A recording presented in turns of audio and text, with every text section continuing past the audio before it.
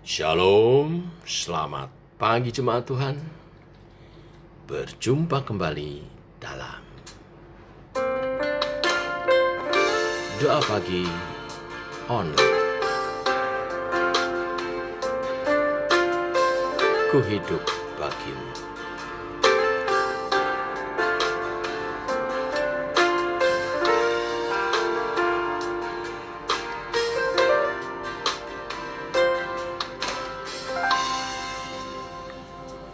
Yesus, kau kebenaran yang menyelamatkanku. Kau memberikanku hidup dan pengharapan.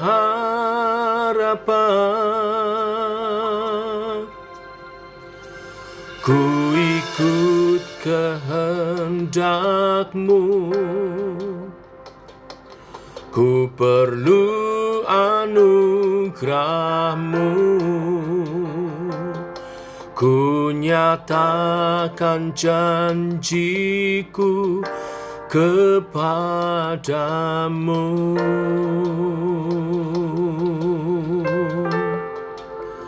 Kalau ku hidup bagimu, hatiku tetap menyembahmu.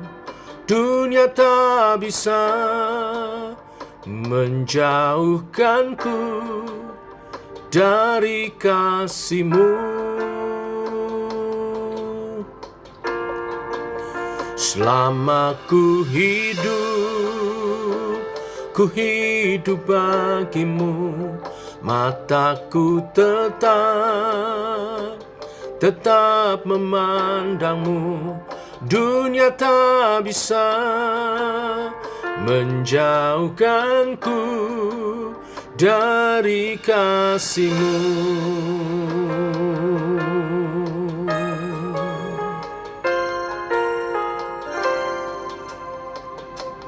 Yesus, kau kebenaran yang menyelamatkanku. Kau memberikanku hidup dan pengharapan.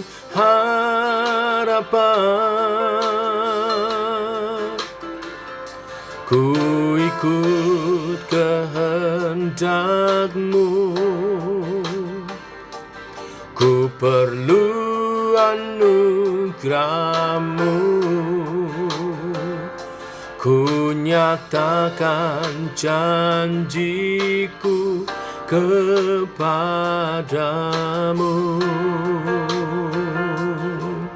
Oh, kalau ku hidup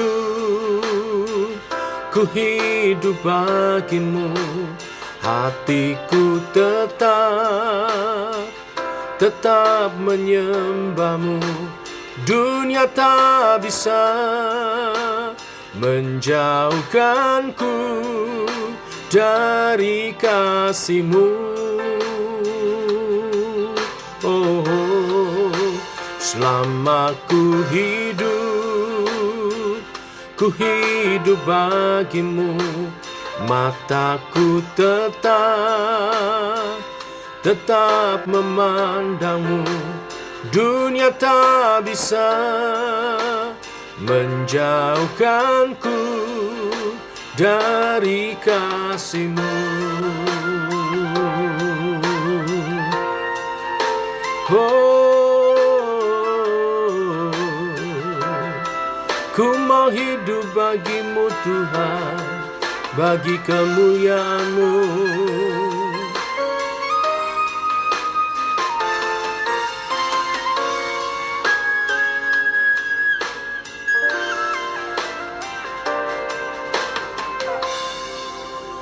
Kalau ku hidup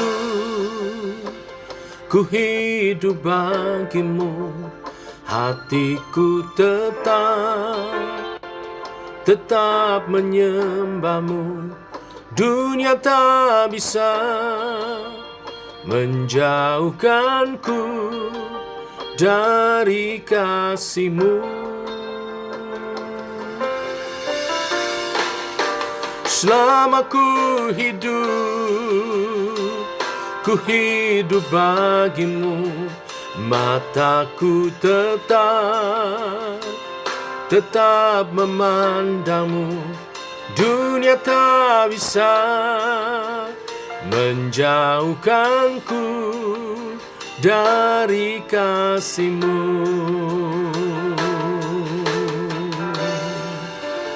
Dunia tak bisa menjauhkanku dari kasih-Mu.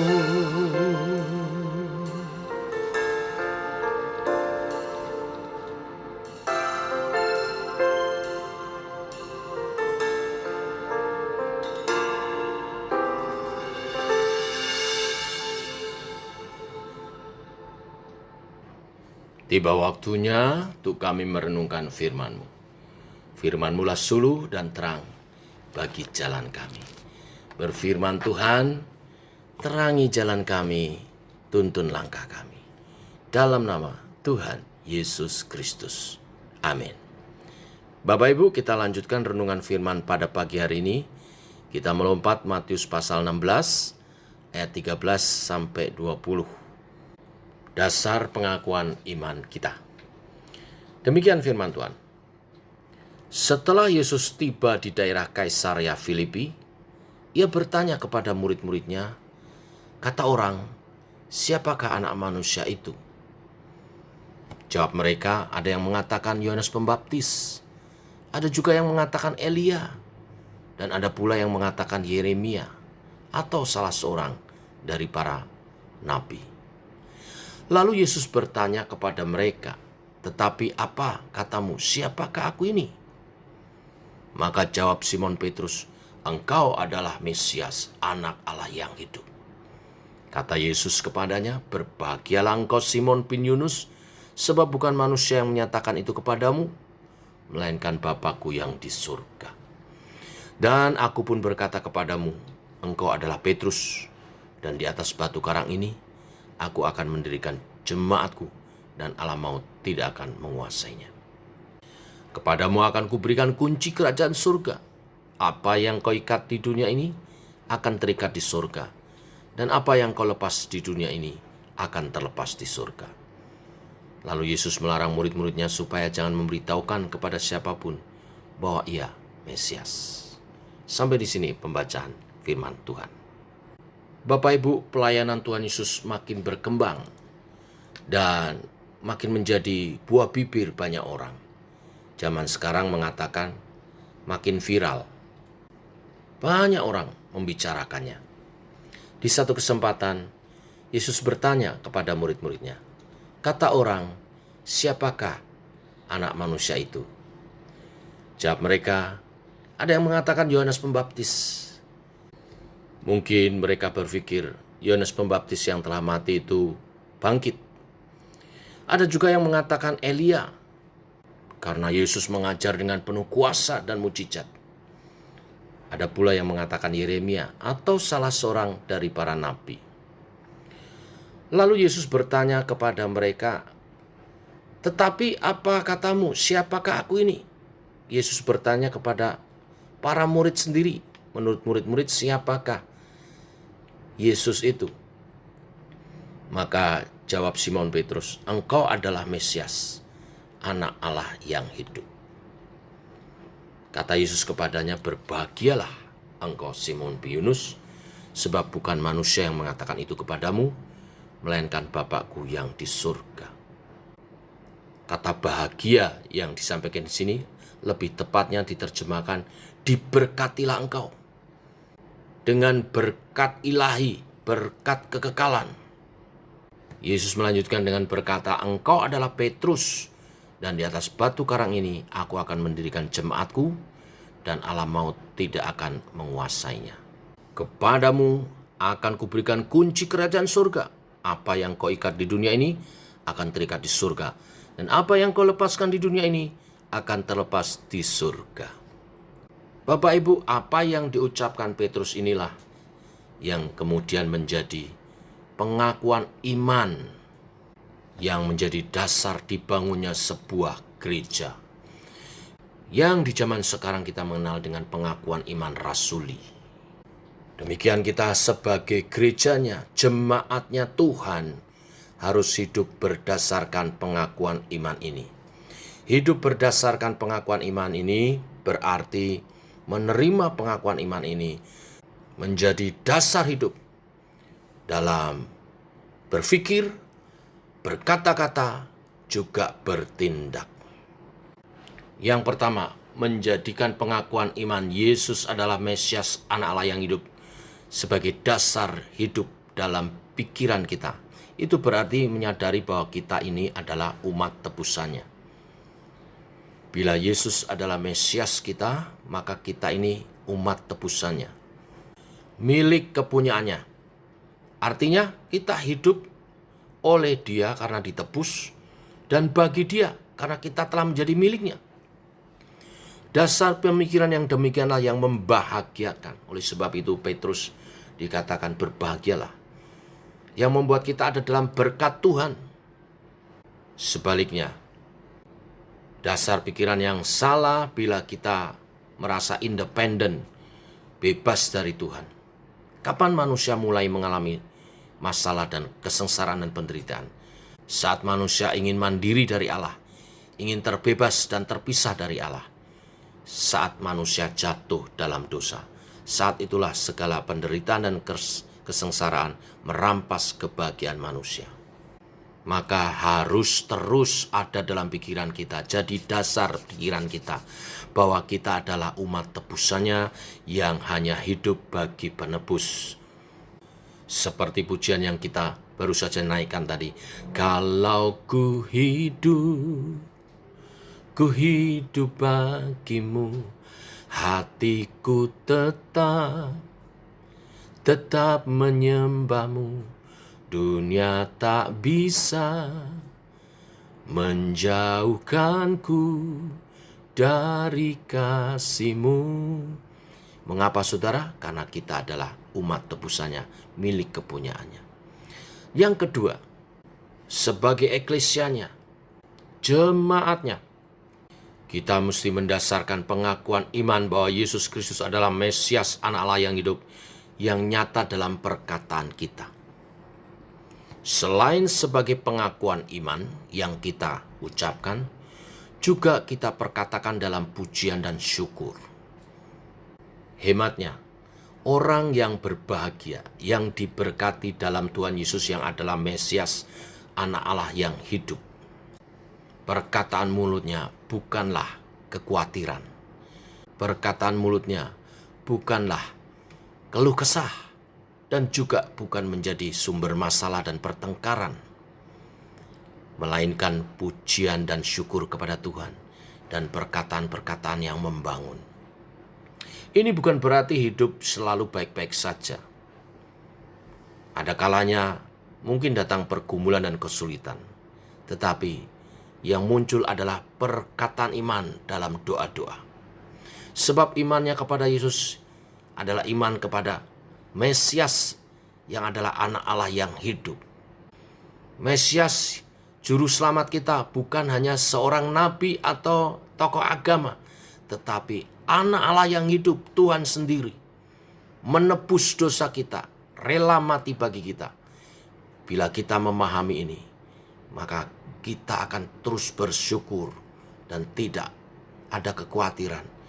Karena Tuhan sendiri melakukan ini bagi kita. Kalau Tuhan memberi diri mati bagi kita, apa yang tidak Dia kerjakan untuk menolong kita. Jadi mari kita bersyukur atas pengertian ini, meluap dalam kata-kata, dalam setiap pujian dan syukur kepada Tuhan. Yang ketiga, akhirnya pengakuan iman Yesus sebagai Mesias, Anak Allah yang hidup, menjadi dasar hidup dalam setiap tingkah laku perbuatan kita. Apa yang kita imani dalam hati dan kepikiran, juga kita perkatakan, harus juga kita nyatakan dalam tindakan, bukan? Dalam perbuatan sehari-hari. Inilah kebahagiaan sejati, inilah orang yang diberkati sesungguhnya saat kita menghidupi pengakuan iman kita. Tidak hanya dalam hati, kepikiran, dan perkataan saja, tetapi dalam setiap perbuatan kita. Bagaimana itu? Rasul Paulus mengatakan, kalau aku hidup bagi Kristus, bekerja, memberi buah baginya. Ya, hidup bagi Kristus. Ini berarti kita kerja bagi Kristus. Kita berkeluarga bagi Kristus. Seluruh aspek hidup kita jalani bagi Kristus. Kita dalam Kristus, Kristus dalam kita. Saat itulah kebahagiaan sejati sebagai anak Allah dinyatakan. Berkat-berkat ilahi dinyatakan. Maka ayat 19 digenapi, dikatakan, kepadamu akan kuberikan kunci kerajaan surga.